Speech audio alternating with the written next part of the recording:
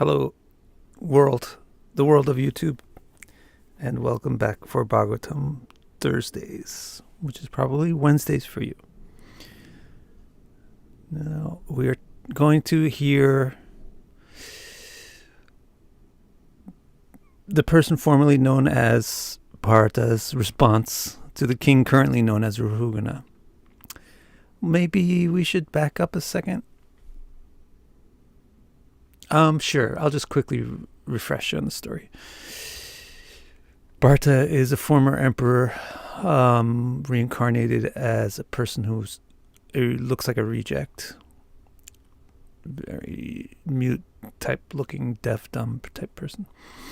And after many different adventures and misadventures, mostly misadventures, he winds up getting forced into labor by the king's entourage to carry the king's palanquin while the king is traveling. But he doesn't walk normal, and so the palanquin is lurching all over the place. He doesn't walk normal because he's careful about where he walks because he doesn't want to step on anything, any living thing. So the king gets mad at him and insults him very sarcastically and then says he's going to kill him. And then Bharata kind of laughs, smiles a little bit, and tells the king some amazingly philosophical stuff. And the king realizes that this guy's talking about yoga because he's heard this stuff before in books, but he never understood it. So he said stuff like, I'm not really carrying your chariot and you're not really being carried by me. I'm not really walking on the road. I'm not really walking and this road isn't really what I'm walking on. Stuff like that. So Bharata says, tell me about this. He says, please forgive me. Sorry for insulting you. But I think I have a great opportunity now. Somebody finally understands this stuff. I can ask questions. So why are you saying that you're not carrying me? I can see that you're carrying me, right? Why would you say that you're not carrying me? Do you mean that the body is not real? Because the body is real. Unreal things can't carry water, he says. Or if you're not real, you wouldn't be able to carry this palanquin. And then he said, are you saying that you're not affected by your body? Because that doesn't seem right. Even though you're separate from the body, you're in it. And so whatever affects it should affect you. Just like if rice is in water and water is in a pot and on the pot is on the stove, then the rice gets affected by the stove. So now, with this new material today, Bharata is going to reply to that question. To those questions. Okay?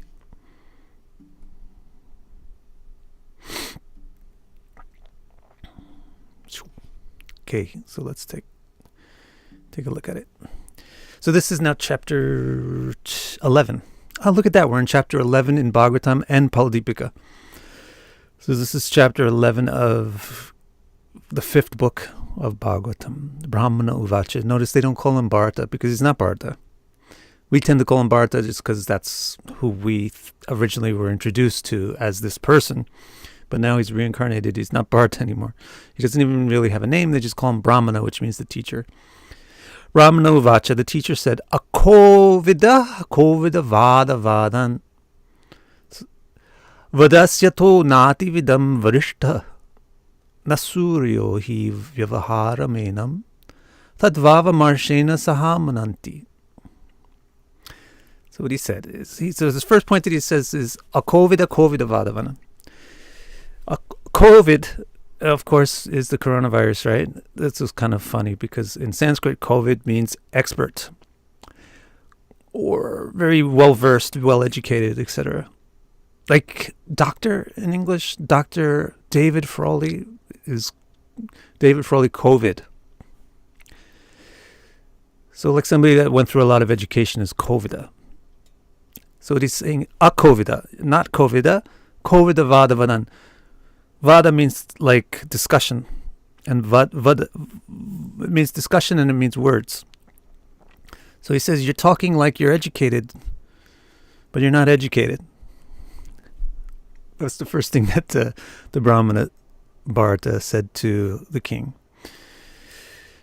Vadasi. Ato nati vidam varishta. Because your analogy, the thing that you said, Vadasi, the thing that you said is not very smart.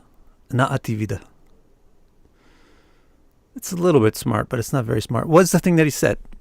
Vadasi. He said if the rice is in the water and the water is in the pot and the pot is in the stove, then the rice gets affected by the stove. Same way, the soul is in the body and the body is carrying a palanquin and getting tired, so the soul must be getting tired. So the Brahmana, the teacher, says that's not very smart. Varishtana. It's also not very, it's not very smart because the analogy doesn't extend. Varishta means can extend. So for an analogy to be accurate, it has to extend from the thing that's analogous to the thing that's the referent. Nasura yohi vyavaharamenam tattva. So now this is what he says here. This vyavahara is a word that comes up a lot in this conversation. It means conventional, the way that we use things. The way that we use things, vyavahara. So the vyavahara world is the practical world. So he says this practical world, not tattva amarshena sahamanti. The wise, the enlightened people, the suras, they don't have the opinion that this practical world has tattva if you look at it very closely. So what's tattva? Tattva is reality. Tat means tangibility. Tattva. He's saying the practical world seems like it's tat. It seems like it's tangible. But people that are suras, who are enlightened, they realize that if you look carefully at the tangible world, you realize that the tat is not really there. The reality is not really there. This is what we all know also from our modern investigations. We think that this microphone is a solid thing, but it's not a solid thing. It's just a collection of molecules that are bound together by weak forces. And there's tons of space in between that. It's just it's a fluid. It's the same as a fluid. It's just in a little bit more structure currently. For practical purposes, for vyavahara, it's solid. And the air is different than this. But if you really analyze it, the air and this is the same thing. Neither is solid, neither is gaseous. We think that things are particles, but if you really analyze the particles, you find out that it's just fields, quantum fields in Higgs entanglements. So this is what he's talking about. He's talking about people that are really intelligent. They realize that tattva is not in the vyavahara. The practical world isn't. It's real only on the surface. It's not unreal, but the reality of it is superficial. If you go below the surface, you see that there's another reality to it. That it's really, the practical world is really a perception of the reality, not the reality itself. So this is pretty interesting because the king had said, your body's real. It's carrying my palanquin. If it's not real, it wouldn't be able to carry anything. And he quoted this saying that an unreal pot doesn't carry water. So now the Brahmana Bharata is saying an unreal pot can sure as hell carry unreal water. All right, what if I make a video game and in the video game I program some water? And in the video game, I program a pot. And so your character in the video game can use this video game pot to carry the video game water. It doesn't mean that either the pot or the water is actually tattva. If you look below the surface, you realize it's just computer code.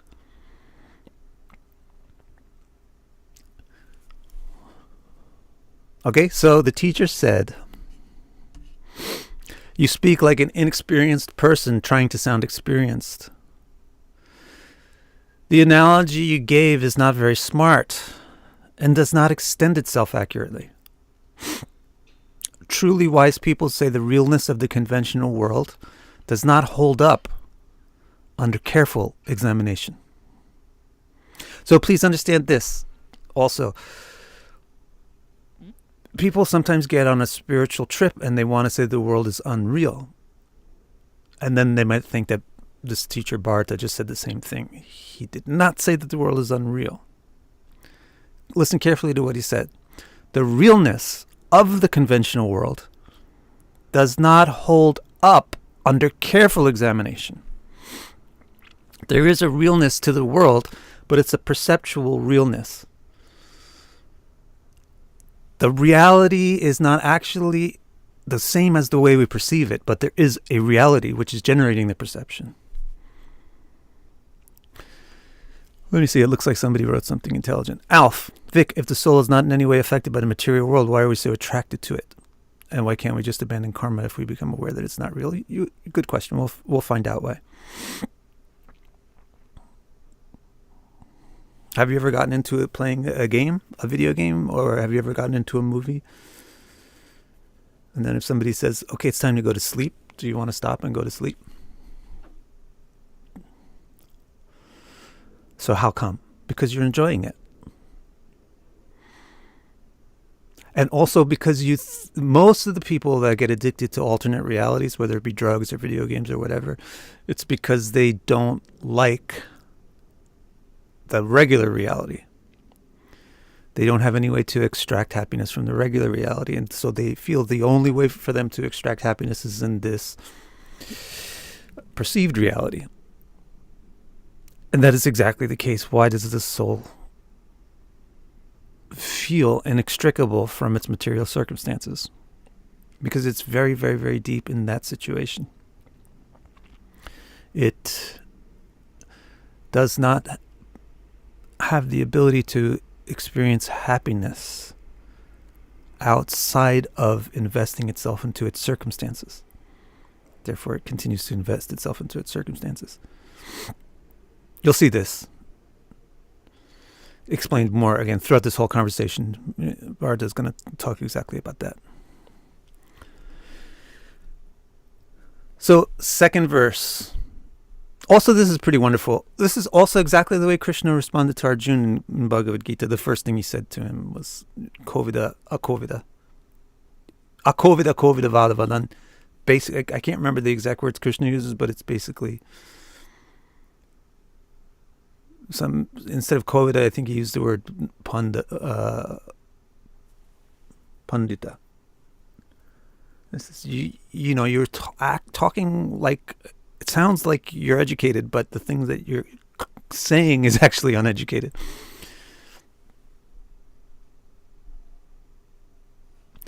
Okay, second thing that the Brahmana told the king.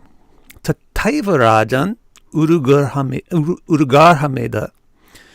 vitana vidyoru vidrimbiteshu na veda vadeshu hi tatvavada prayena shtonu chakasti sādhu. So this is an interesting point. He's saying, he's addressing the point of how you could be educated but not educated. Are you Kovida or not? Obviously, this king read a lot of books. Remember the first thing that he said, the first thing that he thought when Bharata was screwing up his chariot was, aha, this is samsarjika dosha. I heard about this. Samsarjika dosha is where the flaw in one part of the unit affects the other parts of the units. That's cool. I understand this now. So he's like a very intellectual type of person, but his behavior is pretty poor. So now Bharata is explaining how you may have gone through a lot of education, but you may not have really learned anything. So he says, specifically saying you studied the Vedas, but that doesn't mean that you understand the Vedas. And he's saying that it's very easy to not understand the Vedas because the Vedas have a lot of stuff in it which is not relevant to people trying to understand the absolute truth. Most of the Vedas is relevant to people trying to understand the perceptual truth. This also is difficult for you guys to understand because you think the Vedas is some spiritual thing. The Vedas is a very practical body of knowledge. Included amongst the practical knowledge is knowledge of self-realization and liberation and enlightenment. But that doesn't mean that it doesn't have knowledge about sex. It doesn't have knowledge about career. It doesn't have knowledge about agriculture, music. And nor does that mean that the knowledge about agriculture and music is somehow spiritual because it's in the Vedas. So this whole spiritual material thing is kind of funny. It's kind of imported from a Western dichotomous viewpoint. However, what he's saying is just because somebody studies the Vedas doesn't mean that they understand tattva. Yes, tattva is something that you understand by studying the Vedas, but it doesn't mean that's the only thing in the Vedas. So he said, Urugarha medha. Urugarha medha means how can you proliferate your wealth. Garha means all the things that you own. It's related to the word griha, which means home. But really the word griha means property, things that you hold. Graha means to hold, right?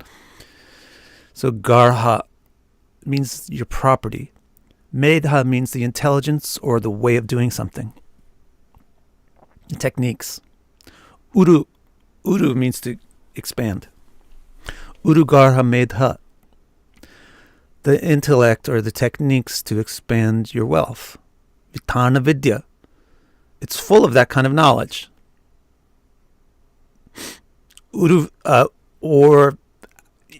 Expand the knowledge about how to expand your proliferating wealth. Uruvjimbriteshu. Drimbrita means full of it. So the Vedas are full of. The vast majority of the Veda is about how to prosper, how to have children, how to increase your society, how to become healthy, how to have more power, how to have more energy.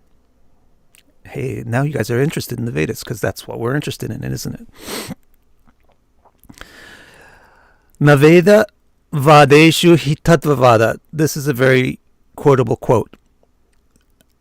Naveda vadeshu hitatvavada. Those who know the Vedas may not be those who understand reality.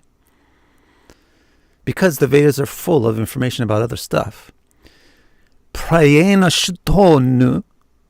Indeed, the only one who sort of knows it is chakasti sādhu, is the sādhu. One who sort of knows it. Prayena. One who comes close to understanding tattva is a sādhu, is a rare person. I'll check this chat in a second. Let me just read this translation. O king, you study the Vedas, but you don't understand reality. Those who recite the Vedas may not be able to describe reality, because the Vedas are full of knowledge about the expansion and proliferation of wealth. Only the sadhu comes close to understanding reality. Again, just like there's this common misconception that the world is not real. The world is real, but the way we perceive it is not real. There's also a common misconception based on what he just said now, which is that the Vedas are unnecessary. All you have to do is be a spiritualist. Well, the spiritualist is the one who studies the Vedas and understands the Vedas. He's saying the sadhu comes close to understanding what the Vedas are teaching. Most people don't. He's not saying that the sadhu all of a sudden became a tattvavadi without the Vedas. So it's not like all the typical New Age gurus of the world who say we don't need the Vedas, we don't need authorities, etc. Okay, let me check this stream here. Jonathan asks, if the soul can't be affected by our actions, what about our swabhav? We are here because we want what's unreal. Gradually the soul gains experience and comes to want the real, right? Let's see. he says, or am I confusing mind and soul? You'll see. I'm not sure, but you'll find out as we clarify this, as we talk more about this, because that's what this conversation is all about. The conversation is all about this king's analogy.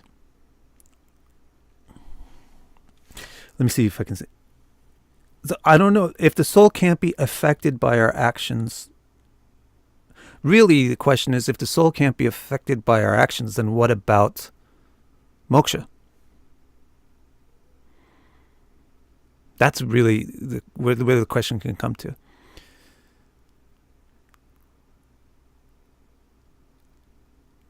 And so the answer to that is the soul bound in the first place? It's not truly bound in the first place.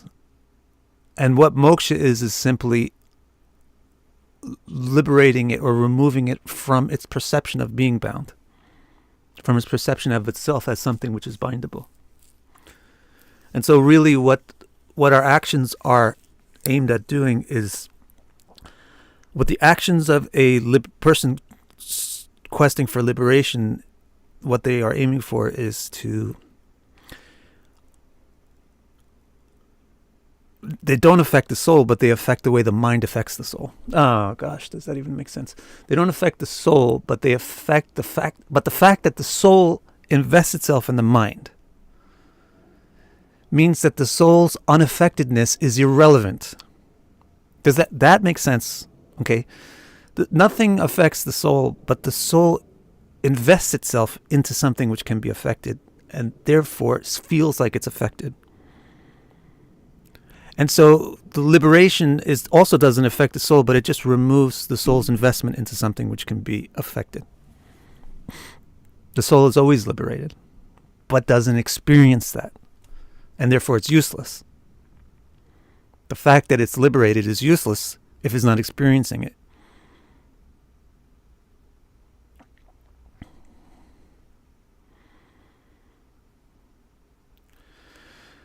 Let's see what else is going to be said here. So what did he say so far? You speak like an inexperienced person trying to sound experienced. The analogy you gave is not very smart and does not extend itself accurately. Truly wise people say the realness of the conventional world does not hold up under careful examination. So that was the thing about the real thing can't carry water. Well, the water itself isn't real. O king, you study the Vedas, but you don't understand reality. Those who recite the Vedas may not be able to describe reality because the Vedas are full of knowledge about the expansion and proliferation of wealth. Only the sādhu comes close to understanding reality. Now he's going to explain what he means by sādhu. Na tasya tattva garhanaya sakshat variyasyirapi vacha samasan. Variyasyirap vachasa samasan. It should probably be pronounced like that.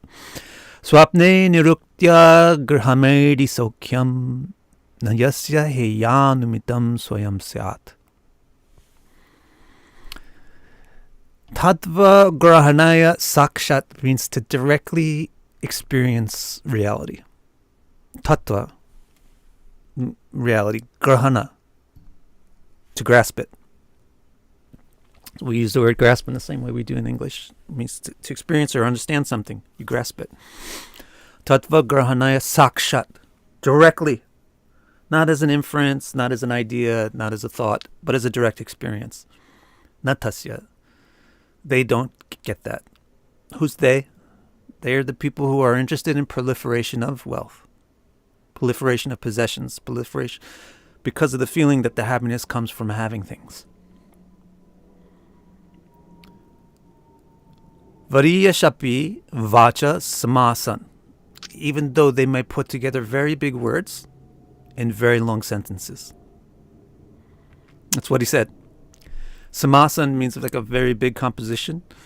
Vacha is words and Variyasha is very big. So even if they're speaking very big words and really long sentences, they don't really grasp personally, directly, the truth. Swapne niruktya grahamedi sokyam nayasya heyanumitam swayam sat. This is a really inspiring sentence he says, grihamedi sokya. So, is like a swapna. So what's grihamedi? Remember the word griha means possessions, things that you own, stuff that belongs to you. Grihamedi means the putting your intellect, putting your thoughts, putting your actions into possessions, into possessing things, into owning things. Sokya, the happiness that you derive from enjoying the things that you possess. That's grihamedi sokya. You possess a spouse, so you have sex, and you enjoy happiness. Or you have conversation, or whatever it is, you watch a movie together. You possess a TV, so you watch the Gong Show, or whatever it is that you watch on the TV. You possess a car, so you drive it. That's grihamedi sokya. Swapna. The happiness that comes from those things is exactly like the happiness that you experience in a dream. Swapna means a dream. Why? Heya anumitam. Heya means you will lose it. This part I've found pretty practically fascinating. Why is the happiness of a cup of coffee in the morning like the happiness in a dream? Brahmana Bharata says it's because you lose it, heya. Just like a dream's happiness is lost because you're going to wake up very soon.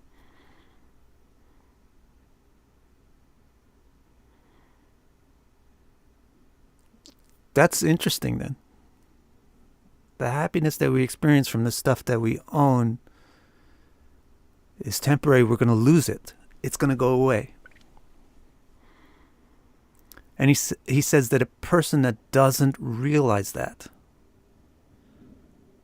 themselves, swayam, doesn't actually realize that, then they're not a sadhu and they can't understand the Vedas. A sadhu is a sadhu. His definition right now of the sadhu that he just referred to is this person realizes that the happiness that I get from enjoying the things that I own is going to go away, and therefore it's just like the happiness I might experience in a dream. Someone who understands that and then reads the Vedas can understand the tattva, reality that the Vedas describes. But someone who doesn't understand that and reads the Vedas will only understand how to improve their cups of coffee, how to improve their car that they drive, how to improve their relationship with their mate, or whatever it is.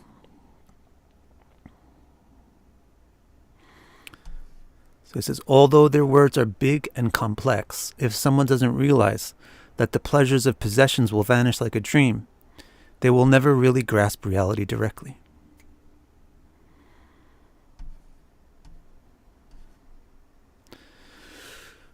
Now he says, Yavan Mano Rajasa. Now he's going to bring it to the rice analogy.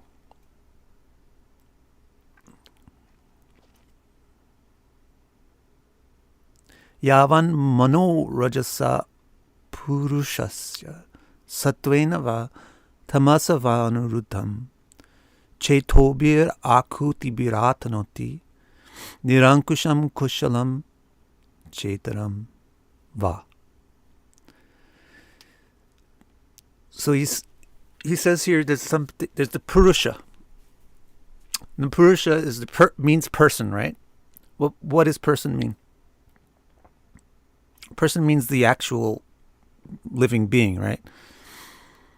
The agent who performs actions. So the soul in Sanskrit, Purusha is one of the ways of referring to the thing that in English we call soul. It means person, the person. So he says the person and the mind.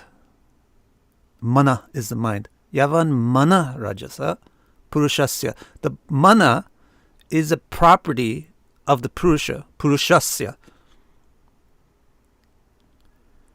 The mind is a property of you, of the soul. The king's analogy is flawed because Samurai Mama and one or two other people realized it right away. I was super impressed. The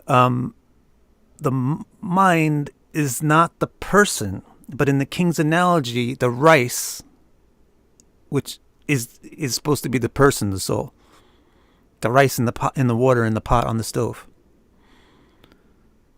So now he's saying you didn't realize that the person is the cook.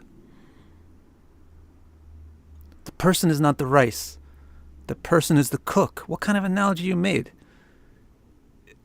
It sounds so smart. You made a big old analogy, but it's such a silly analogy. The soul is not analogous to rice. The soul is analogous to the cook.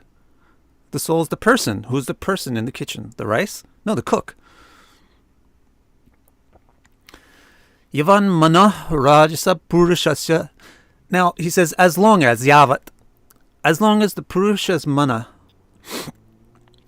is affected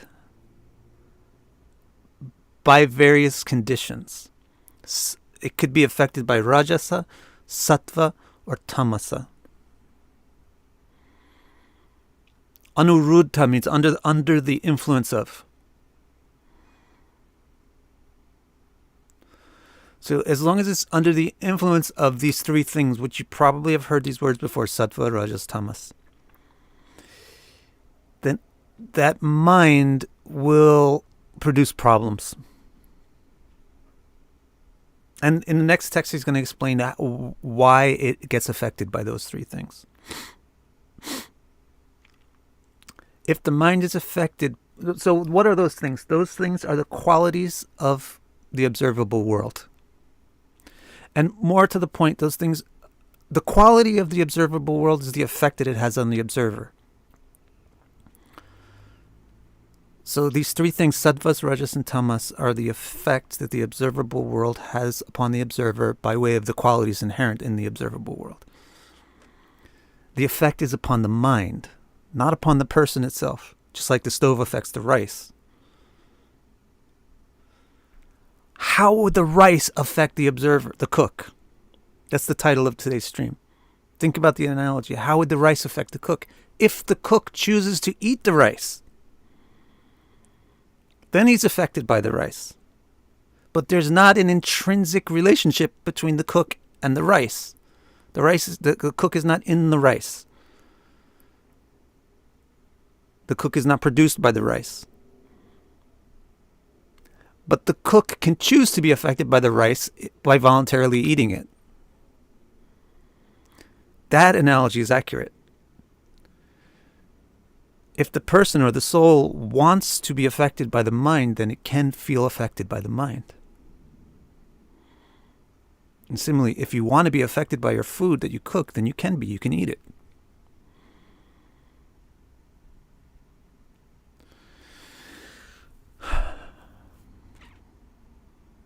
So he says, if the mind is affected by the qualities, then the mind engages in actions and perceptions, chetobi and akutibi.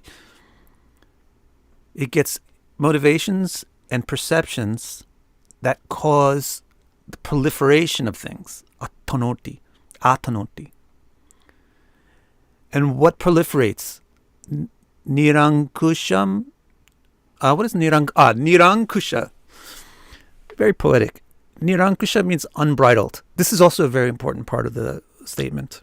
Ankush is a rein. Like, when you drive a carriage, you put reins on the horse or the bull or whatever is driving the carriage so that you can steer the horse or tell it to slow down, tell it to speed up. It's like a steering wheel.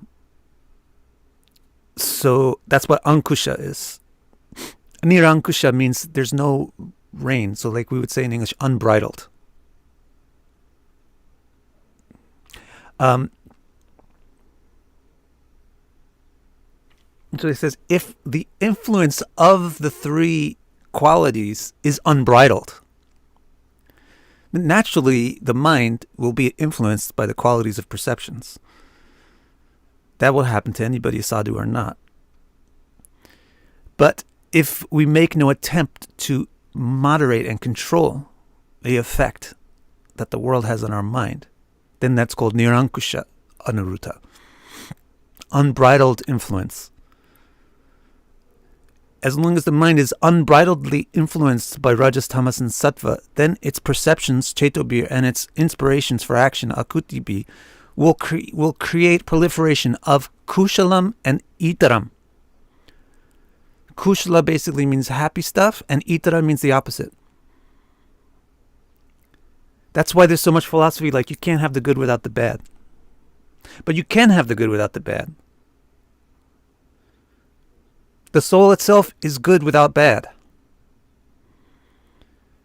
But as long as we invest ourselves into the external world of objects in a selfish way, then you can't have the good without the bad. And what Bharata is saying is, therefore, what intelligent person would invest himself in a world where you can't have good without bad? Only if they don't realize that there's an option besides that.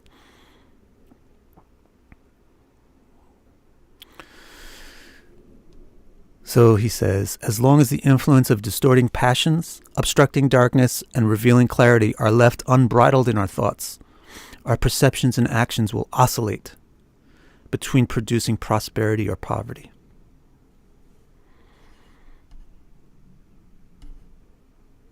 Let's see what you guys are asking, speaking.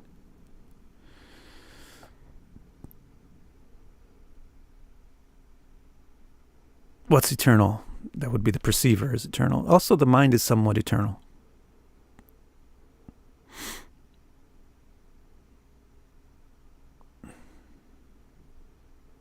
Okay.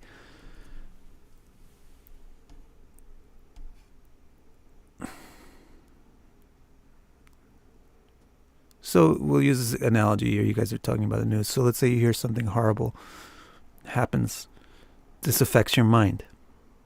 It has absolutely no effect upon the observer, except that the observer feels that it is the mind. And therefore, whatever it affects you. I mean, if you play a video game and you start to feel that you're the character, and then when the character gets exploded or something, you go, "Ah!"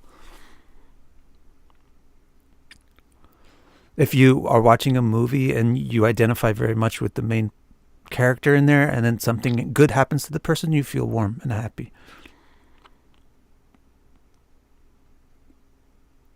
That's the power of consciousness. It enables vicarious enjoyment. Every single thing in every waking and sleeping moment in every one of our lives has always been a vicarious experience.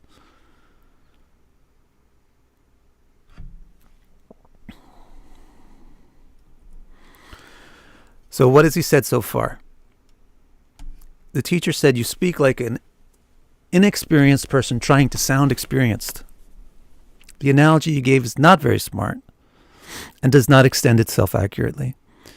Truly wise people say that the realness of the conventional world does not hold up under careful examination. So what he's saying is, yeah, for practical purposes, I'm carrying you. But if you carefully examine it, I am not carrying you. I am not carrier and you are not carried. Just like in a simulated world, a pot is carrying water, but the water is a simulation of water and the pot is a simulation of a pot. In a vicarious world, the water is a vicarious experience and the pot is a vicarious tool. So on careful examination, we find out that the water is not something being carried. The water is some computer code, some molecules. And the pot is not something being carried. The pot is some computer code, some molecules. O king, you study the Vedas, but you don't understand reality.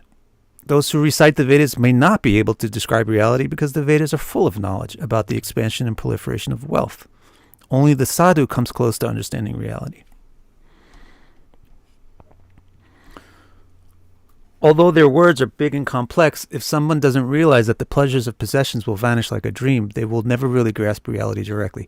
Man, that alone, that word, that should be tattooed on the inside of your eyelid, my eyelid. We should put this on our mirrors. Although their words are big and their sentences long, if someone doesn't realize that the pleasures of possessions will vanish like a dream, they will never really grasp reality directly.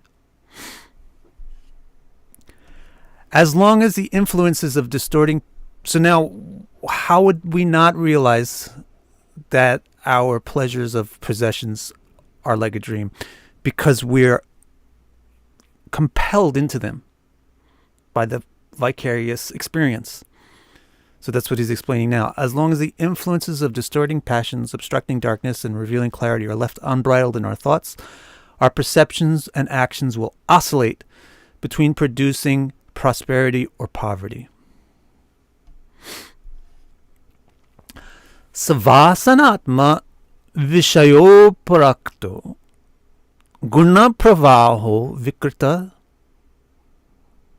sodashatma bibhrat pratannamabhi rupa bhedam antarbhavishtam chapuraistanoti.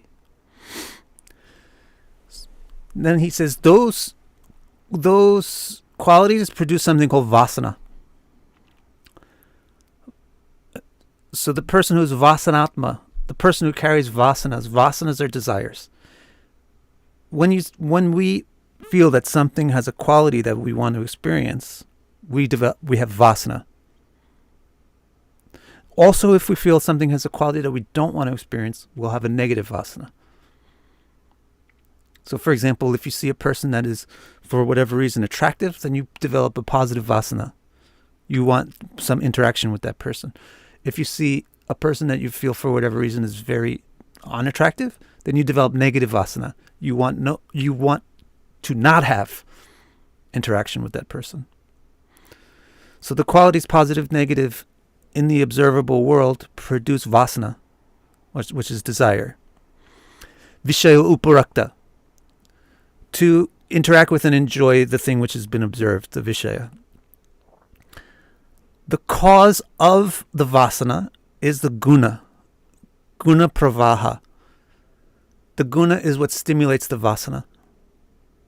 So the object with the guna stimulates the mind, the Vasana of the mind. So, for example, freshly baked cookies smell good. So the quality of the freshly baked cookie is its guna. And that guna, when it enters the mind through the nose, it causes pravaha, agitation, stimulation, which results in the Vasana. A desire for what? Vishaya uparakta. I want to experience that smell. I want to taste it. I want to feel it. I want to see it.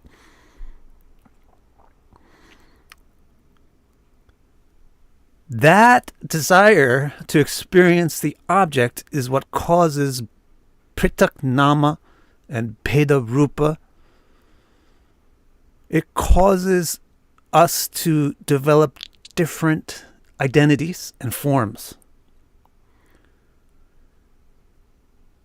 capable of experiencing the object. The cookie analogy kind of fails here. Well, let's say if you were to enjoy the cookie, you probably would want to have a human tongue. But let's say if you look at the air and you develop, and the quality of freedom in the air inspires the Vasana for movement, free movement in the air, then you wouldn't want to have a land-based body. You would want to have an air-based body like a bird, so that you could experience free movement in the air. So the different vasanas that arise in the mind create the different kind of identities and bodies that the mind produces and nourishes. So he says the thoughtful. He also gives this point that the Mind is Sodashatma. It's the king or the chief of all the 16 elements that are in us. But vikrita, it becomes diminished or degraded. It loses its control. It loses control because of the vasanas. Because of the pursuit of the vasanas, it becomes subservient to the object. So it says, the thoughtful mind is the chief of all 16 elements, but denigrates itself as a result of harboring desires to enjoy objects, being aroused by their qualities. What is pornography? That's all it is. That's what it is. It's described right there. The thoughtful mind is the chief of all 16 elements, but denigrates itself as a result of harboring desires to enjoy objects, being aroused by their qualities. So it wanders about, manifesting many different empires, pura, cities, empires, things. The purusha manifests the pura, the body. The body is also a word used for city or an empire or something. An external form of purusha. The citizen's city. So it wanders about, bibrati, it wanders through many different empires in many different forms with many different names. Some of them are great and high, and some of them are meager and low. Antar bahishta. Some of them go up high in the air, some of them go down low into the ground, some of them are very high and noble, like kings and queens, some of them are very low and basic, like worms and ants, some of them are like demigods, some of them are like demons, all places in between. The mind winds up developing all these different bodies with all these different names and identities to experience all these different things that keep pulling on it. Keep arousing it and stimulating it to come and enjoy this, come and enjoy that.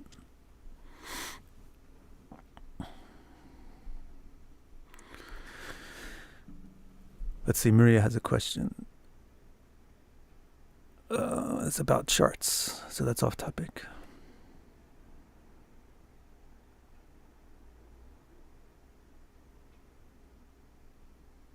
It's completely off topic. And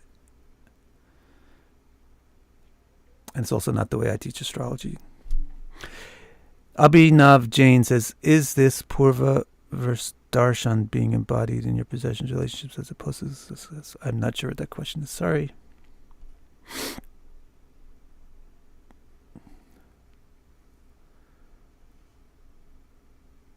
I'm going to continue.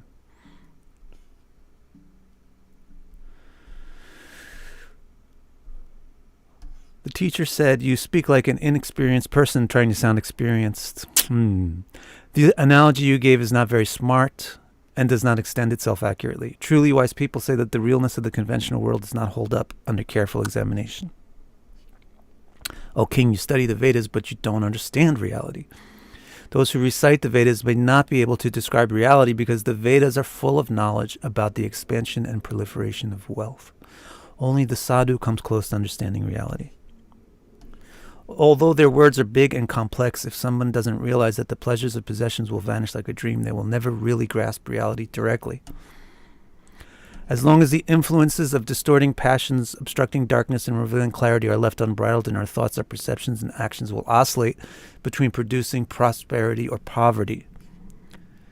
The thoughtful mind is the chief of all 16 elements, but denigrates itself as a result of harboring desire to enjoy objects, being aroused by their qualities.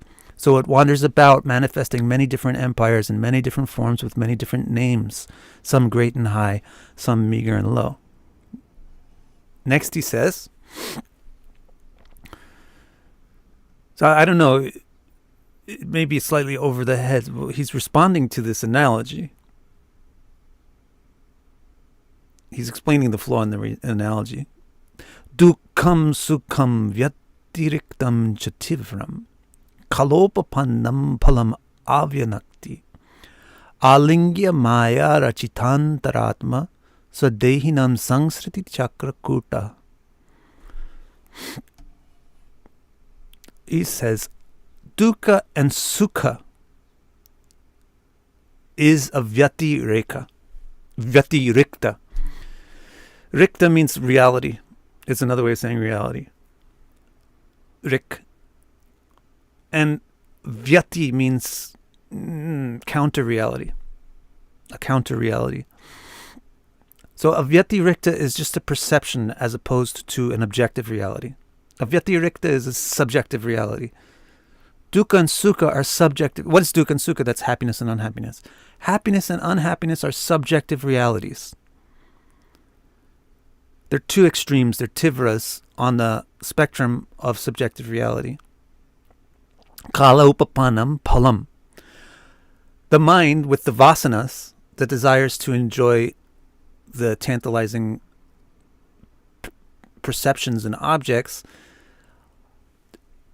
over the course of time evolves the fruit, kalupapanam palam, of yanakti. It creates a fruit of that. It creates a result from trying to enjoy the thing. For example, if you want to eat ice cream because it's delicious, over time of eating ice cream, you create a certain effect from that. You get fat and unhealthy. Or if you want to become healthy, then so you do cardio and eat carrots, and then over time, the attraction that you had then to being to the healthiness of the carrots and the cardio over time develops the fruit. So the body, the physical situation changes over time as a result of the vasanas. Alingya mayarachita antaratma. The internal being, swadehinam, the internal being embraces alingya, embraces the situation that is then created or composed by this whole magic. This whole magic Maya thing. The way that the mind perceives things is the Maya. It's the magic. But the perceiver, alinga, accepts it as real. It's very fascinating when you think about your own dreams. This morning I was dreaming of a song. I can't exactly remember the song. And then the alarm clock, which had a certain tempo, in the dream, the tempo matched the song. The alarm clock matched the tempo in the song. But upon waking up, I realized that the tempo of that song that was in my dream was actually not at all, didn't fit at all with the tempo of the alarm clock. But my dream wanted it to fit together. And so I just accepted that it fit together in my perception. So this is how things work. The mind wants things to be a certain way. And therefore, it creates the perception of them being that way. Alinga. The mind makes it real. Although it is not real, the mind accepts it as though it is real. That's the meaning of the word alingya. And that is what he calls the kurta of samsara chakra. Samsriti chakra. Samsriti and samsara are the same word. The root of the cycle of creation. The root of the soul being sucked into this whirlpool, chakra. The soul gets sucked into a whirlpool of perceptions that prevent it from perceiving itself. And how does it get sucked in? Because it thinks that the stuff going on in that whirlpool is very exciting and interesting, and it wants to be a part of it. So the mind develops desires by being stimulated by the qualities of objects, and then these desires evolve into actions, which evolve by their success or failure into sensations, oscillating between the extremes of happiness and unhappiness. Embracing this construct of sensation as our inner self, the embodied roots themselves into the cycles of creation. So the whole thing that he's talking about, Bharata said, look, your analogy was not smart. You did in your analogy exactly what you do in your life. Exactly what all of us are doing all the time, and I just see it up and down the live chat too. We mistake the perceiver for the tool of the perception. We think that the tool of the perception is the perceiver because the quantifiable bits of perception are happening in the tool of perception. So we think that the perception is happening in the tool. The perception is in the perceiver. But we mistake the perceiver for the thing that is perceiving. The thing that it perceives, first of all, is its tool of perception. So, in simpler terms, we all mistake that the mind is us. In the West, if you say spiritual, in the West and anywhere, if you say spiritual, people have, what the hell do you mean?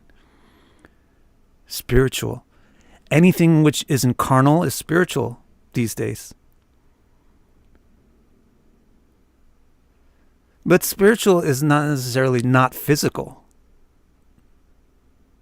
Things which are not physical are not necessarily spiritual. What if I have a fantasy of killing people? Is that a spiritual fantasy? Because it's not physical? What if I have a fantasy of sex? Is that a spiritual thing? Because it's not physical sex? I have a fantasy of eating a cupcake. That's a spiritual way of eating a cupcake? The mind is not the soul. The mind is the soul's tool for perceiving the body. And by perceiving the body, perceiving the world. But we keep making the mistake that the mind is really the self. We make that mistake so deep that even when we try to sound like spiritualists and make a big analogy, we say the same thing. We say that the rice in the pot is the cook. The rice in the pot's not the cook. The cook is the cook. The cook can choose to eat the rice.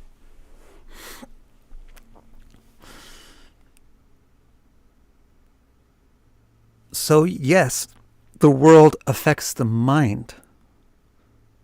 And you're all thinking that it therefore affects the soul. But it doesn't affect the soul.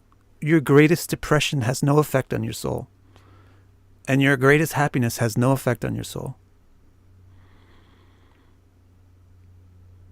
The only effect that it has is as long as you invest in it.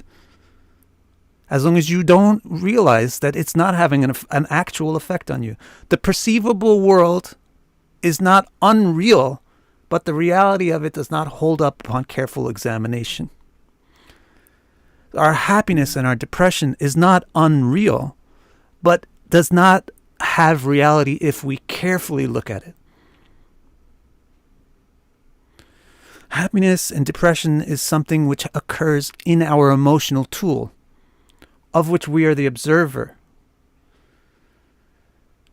If your emotional tool is in a bout of depression, it sucks for the observer because that's your tool for observing the world. So you are stuck with observing the world through a depressed tool. But if you realize that my tool is depressed, and in time that condition will change, then you've become liberated from your depression without having to pretend that the depression doesn't exist, or without having to medicate the depression away, or without having to XYZ the depression. The depression will go away on its own, just as it comes on its own.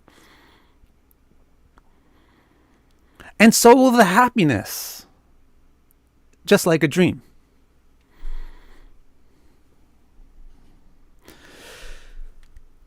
So now the last verse of today. Tavanayam vyavahara sadavi chetragya saksho bhavati stula sukshma tasman manolingam adovadanti guna gunat satvasya paravarasya. This is also now a very quotable quote, and something which is commonly said in spiritual circles. Tasman manolingam ada. Manolingam. You probably have heard this on YouTube, New Age channels. The world is actually your mind. The world is a simulation, or the world is a perception. The world is our mind. So he's going to explain what that means and why that's, in what sense that saying is accurate. Thanks, Space Bug.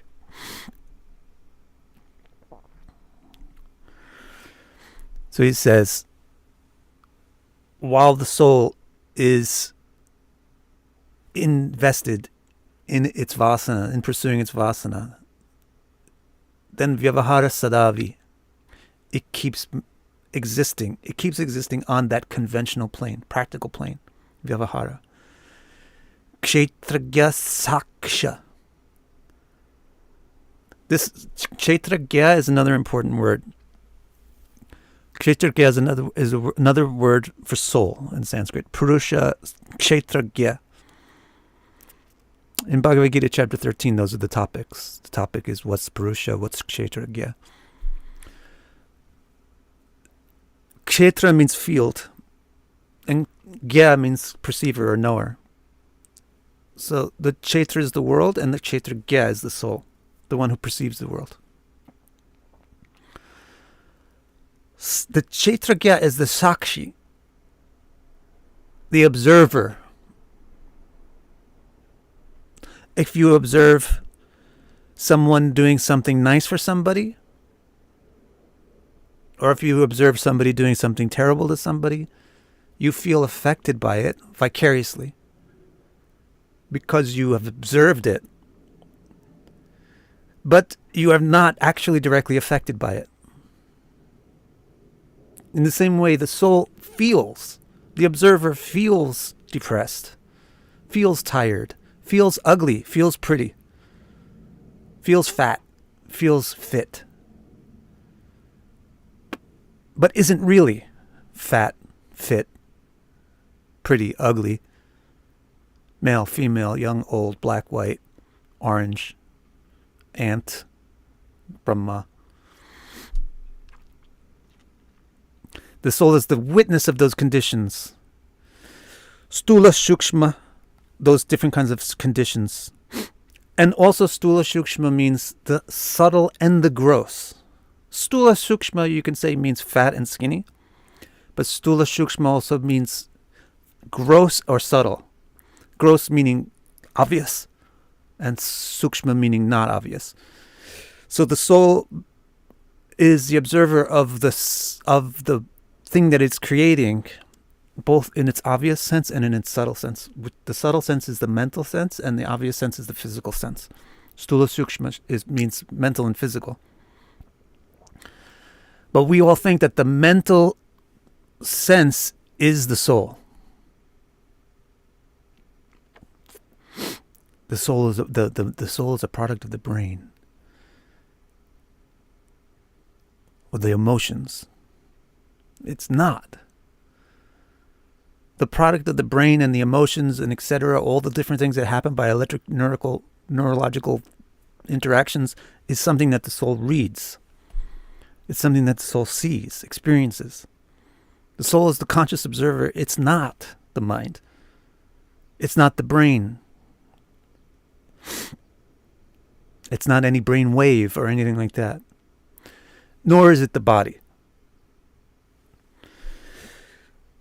Tasman manalingam adavadanti. That's why they say that the world is a product of the mind. Or that's why they say that the body is a product of the mind.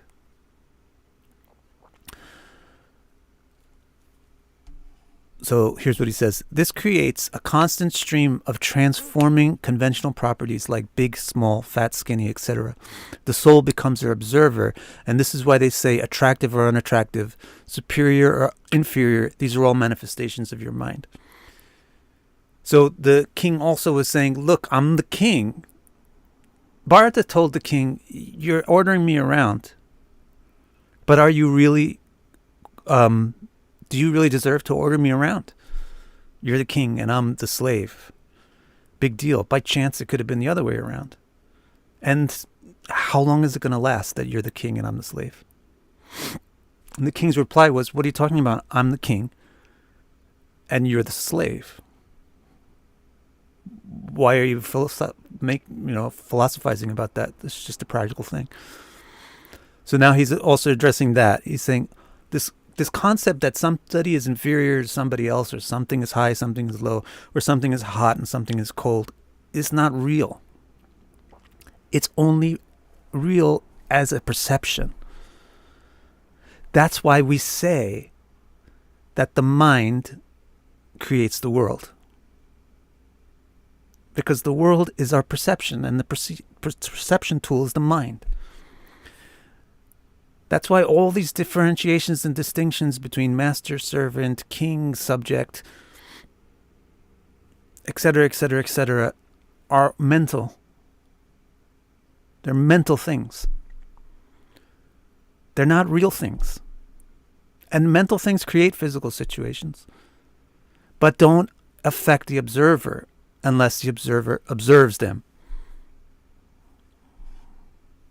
All right, so that was very philosophical. We'll read the whole thing one more time. Let's see if you have any good questions after that. Here's the Sanskrit. Brahmano vacha akovida kovida vadan vachan akovida kovida vada vadan vadasya to nati vidam varishtah na surya hi vyavaharam enam tadvava marshena saha mananti. You speak like an inexperienced person trying to sound experienced. The analogy you gave is not very smart and does not extend itself accurately. Truly wise people say the realness of the conventional world does not hold up under careful examination. Tathaiva rajan nurgara medha vitana vidyoru vichimriteshu navedavadeshu hitatvavada prayena shuddho nachakasti sādhu. O king, you study the Vedas, but you don't understand reality. Those who recite the Vedas may not be able to describe reality because the Vedas are full of knowledge about the expansion and proliferation of wealth. Only the sādhu comes close to understanding reality. Natasya tattva grahanaya sakshat variyasirapi vacha samasan swapne niruktya grahamedi sokhyam nayasya heyanumitam swayam syat. Although their words are big and their sentences long, I like that better. If someone doesn't realize that the pleasures of possessions will vanish like a dream, they will never really grasp reality directly. Yavan manorajasa purushasya satvena vatam savanuruddham chitobi rakuti biratanoti nirankusham kushalam chetaram va. As long as the influences of distorting passions, obstructing darkness, and revealing clarity are left unbridled in our thoughts, our perceptions and actions will oscillate between producing prosperity or poverty. Savasanatma vishaya parakto guna pravaho vikrita sudashatma guna pravaho vikrita sudashatma bibrat pratam nama birupa bedham antar bhavishtam chapurashtanoti. The thoughtful mind is the chief of all 16 elements, but denigrates itself as a result of harboring desires to enjoy objects, being aroused by their qualities. So it wanders about, manifesting many different empires and many different forms, with many different names, some great and some and high, and some meager and low. Dukham sukham vyatiriktam chatibram kalopanam kalopapanam palam avyanakti alingyamaya rachitantaratma swadehinam sangsriti chakrakutaha. These desires evolve into actions, which evolve by their success or failure into sensations, oscillating between the extremes of happiness and unhappiness. Embracing this construct of sensation as our inner self, the embodied root themselves into cycles of creation. Tavan ayam vyavahara sadavi kshetragya saksho bhavati sthula sukshma Tasman manolingamado vadanti gunatvasya paravarasya. This creates a constant stream of transforming conventional properties like big and small, fat and skinny, etc. The soul becomes their observer, and this is why they say attractive or unattractive, superior or inferior. These are all manifestations of your mind. Wow, what was that song? You're blind. You're blind to the facts on who you are because you're watching that garbage.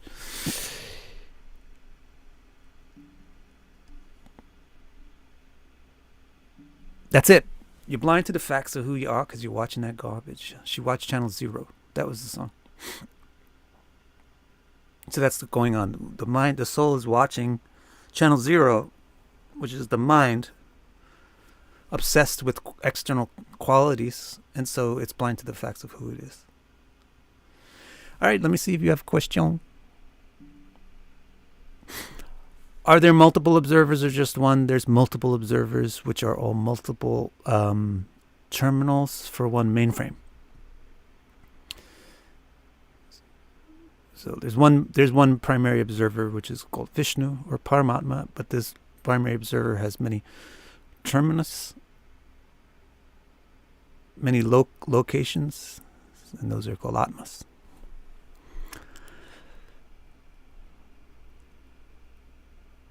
Emotion serves the soul. Actually, it's intended that way, but if the emotion is based on extrinsic perception, then it distracts the soul.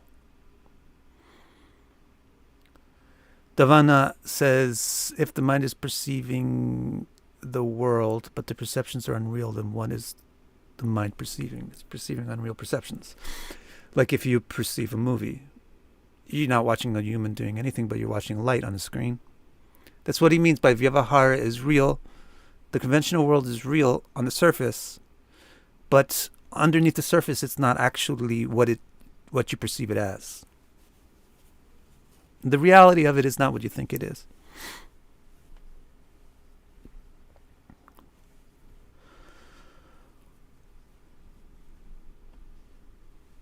The perceptions are not unreal, they're just not truth. We're perceiving something, but we imagine it to be something else. Like in the case of my dream, there was a song in my head and there was a sound from my ears, but those are real things. But the perception that the tempo of the alarm clock matched the song was something that my mind invented and then embraced.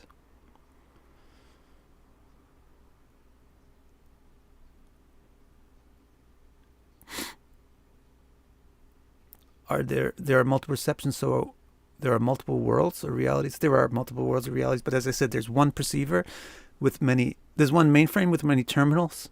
There's one server with many clients. So there are multiple angles or aspects to reality because there's multiple observers. But there's one reality, but there's multiple viewpoints on it. Karina liked it. Vana can't figure out what to say. Oh no, that's Abhinav also. Abhinav, so the souls of someone as awful as bandits were trying to sacrifice are still intact. Yeah.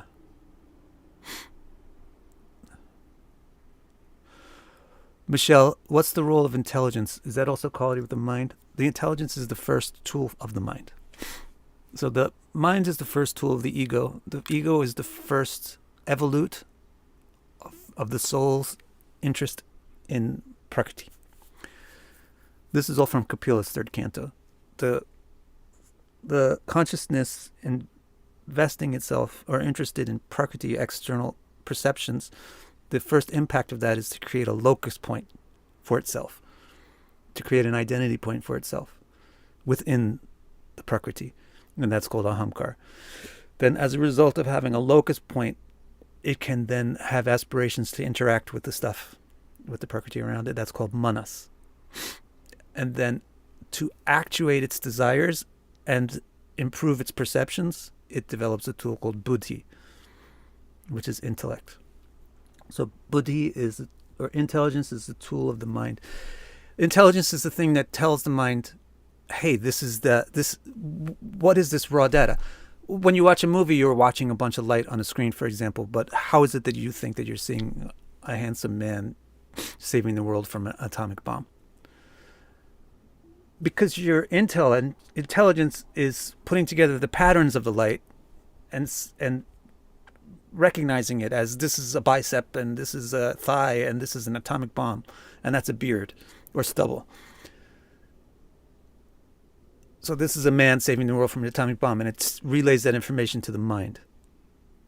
The mind doesn't directly perceive the reality. The senses directly perceive the reality and give the data to the intelligence. The intelligence digests it into the form understandable by the mind, and then the mind reacts. So that's the relationship between those.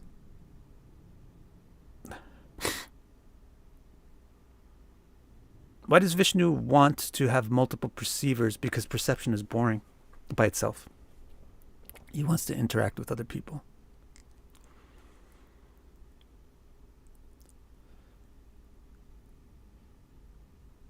Yeah, this is really great, isn't it? Abhinav says, is this Purva Darshan versus Uttara Darshan being embodied in your presentation? Being embroiled in your possessions relationship? Yes. Abhinav, this is correct. Some of the commentary on this section brings out the point that what Bharat Brahmana was telling Rahugana Raj is, you learn the Vedas, but you only learn the Purva Darshan, the Mimamsaka Darshan. You didn't learn the Uttara Darshan. You didn't learn Vedanta. So you just learned the Garha Meda, but you didn't learn any of the philosophy. So yes, the answer to that is yes. Susie's question is good. Did we answer Susie's question? Yes.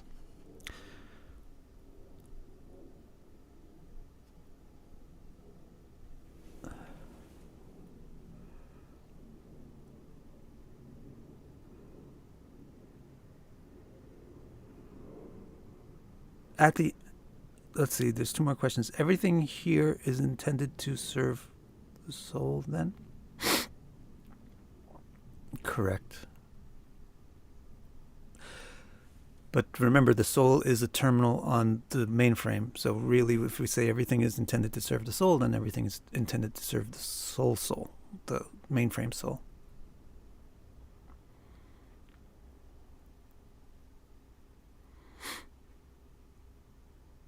One more thing. At the end of the day, all of this is only Vishnu. At the end of the day, all of this is Vishnu. Okay, thank you guys. I'm sure the next section, I'm sure, is going to be equally or even more interesting.